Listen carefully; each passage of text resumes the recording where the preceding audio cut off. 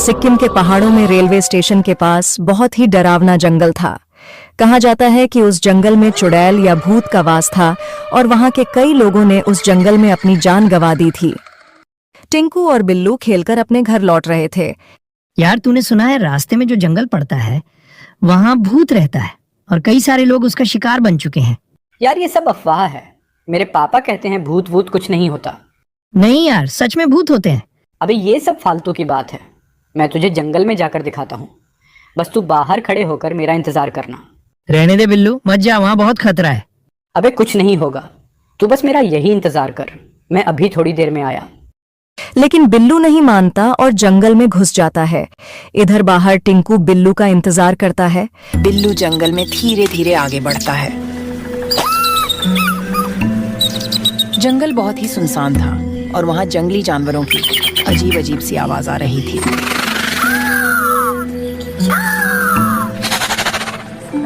कुछ समय बाद सांप वहाँ से चला जाता है। बिल्लू किस्मत से सांप से बच जाता है और आगे चल पड़ता है। अब जंगल में बहुत अजीब सा वातावरण था और बिल्लू थोड़ा घबरा जाता है।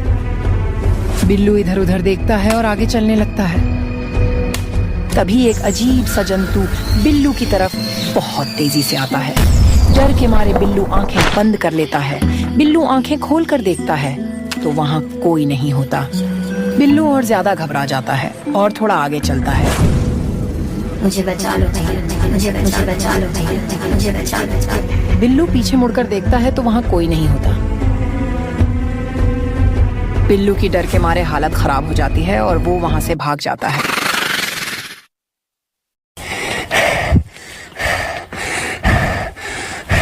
क्या हुआ बिल्लू, इतना क्यों हाँफ रहा है? अबे कुछ नहीं हुआ, चल घर चलते हैं। अबे क्यों झूठ बोल रहा है?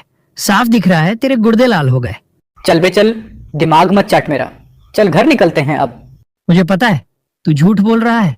चल अगर ऐसा है तो कल फिर जंगल जाकर दिखाना। हाँ हाँ, मैं झूठ बोल रहा हूँ। सच में कोई तो भूत है वहाँ।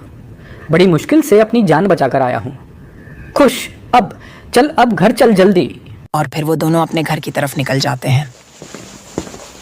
वहाँ की पैरानॉर्मल ऑर्गेनाइजेशन इसके पीछे छुपे रहस्य का पता लगाने के लिए निम्मी को नियुक्त करती है।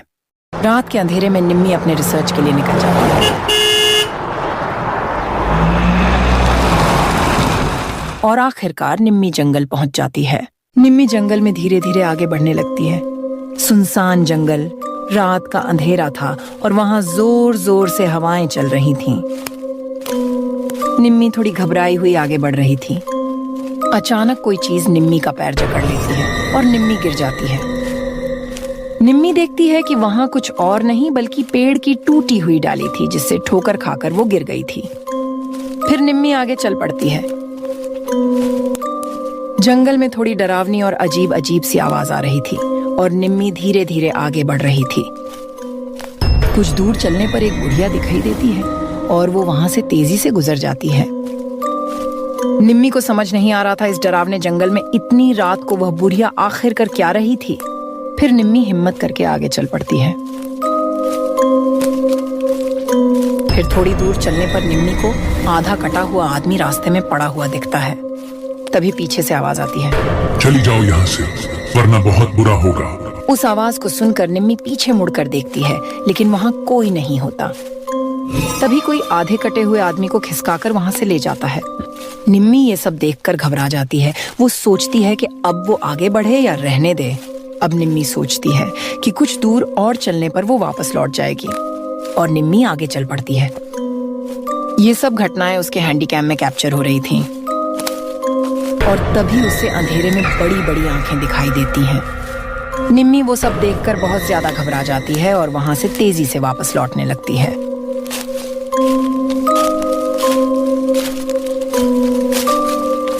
घबराई हुई निम्मी रूम पर पहुंचकर शांति से चाय पीती है और वो सारा दृश्य उसकी आंखों के सामने घूम रहा था। निम्मी खुश थी कि वो सारी घटनाएं उसके हैंडीकैम में कैप्चर हो गई थीं। फिर कुछ समय बाद वो सो जाती है। फिर आधी रात को एक सिर कटा हुआ आदमी उसके कमरे पर बिस्तर के सामने आ जाता है। निम्मी उठकर बैठ जाती है। वो देखती है कि वो उसके हैंडीकैम को, जिसमें सब कुछ कैप्चर था, उसे जला देता है। निम्मी ये सब देखकर डर के मारे बेहोश हो जाती हैं। फिर वो भूतिया सिर कटा हुआ आदमी वहां से गायब हो जाता है।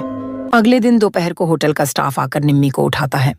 निम्मी वो सारी घटनाएं अपनी पैरानॉर्मल टीम को बताती हैं, लेकिन उन्हें हैंडी कैम के जलाने की घटना पर यकीन नहीं होता।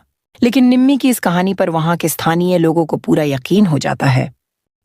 निम्मी इस घटना को सोशल मीडिया पर लेकर आई और लाखों लोग इस पर यकीन करने लगे।